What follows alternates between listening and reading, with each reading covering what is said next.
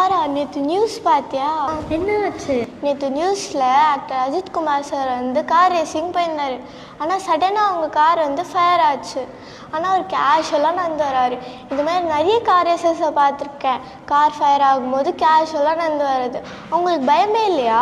அந்த காரணத்தை நான் உனக்கு சொல்கிறேன். அதுக்கு முன்னாடி நான் ஒரு கொஸ்டின் கேட்குறதுக்கு நீ பதில் சொல்லு. ஃபஸ்ட்டு கார் ரேஸ் எங்கே நடந்தது, எப்போ நடந்தது? கார் ரேசிங் வந்து ஃபஸ்ட்டு 1894 தான் ஸ்டார்ட் ஆச்சு.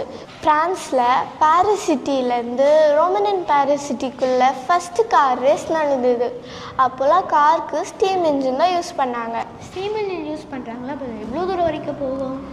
நான் சொல்கிறேன். அதுக்கு முன்னாடி ஒரு கேள்வி. இப்போது எக்ஸாக்டாக காருக்கு எவ்வளோ ஸ்பீட் போகுது? 100 to 200 வரைக்கும் போகும். ஆனால் அப்போல்லாம் 17.5 கிலோமீட்டர்ஸ் தான் போச்சு. அவ்வளோதான் போச்சா? இப்போ நான் பதில் சொன்னல, என் கொஷினுக்கு நீ பதில் சொல்லு. நீ என்ன கேட்டால் ஒரு கார் ரேஸில் போயிட்டுருக்கும் போது சடனாக கார் ஃபயர் ஆனால் எப்படி அவங்க கேஷுவலாக வராங்க தானே? அது காரணம் அவங்க சூட்டுன்னு சொன்னால் நீ நம்புவியா? நம்ப முடியாது, சொல்லு தெரிஞ்சுக்கிறேன். அது காரணம் அவங்க சூட் தான். ஏன்னா அது வந்து நோ மேக்ஸ் அப்படிங்கிற மெட்டீரியல்னால உருவாக்கப்பட்டதாக இருக்குது. அது வந்து ரொம்ப திக்காகவும் அவங்க பாடியை டாப் டு பாட்டம் வரைக்கும் ஃபுல்லாக ப்ரொடெக்ட் பண்ணும். ஹீட்டுன்னு சொல்லியா? அது எவ்வளோ டிகிரி வரைக்கும் தாங்கும்? எவ்வளோ இருக்கும்னு நினைக்கிறேன்? 400 to 800 வரைக்கும் இருக்குமா? அவ்வளோலாம் இருக்காது, அதை விட அதிகமாக தான் இருக்கும். கிட்டத்தட்ட 1480 டிகிரிஸ் வரைக்கும் தாங்கும். இவ்வளோ டிகிரி தாங்குதே.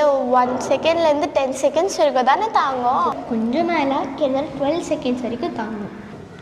அப்போ அவங்க கேஷுவலாக வரல, ரஷ்ஷாக வராங்க.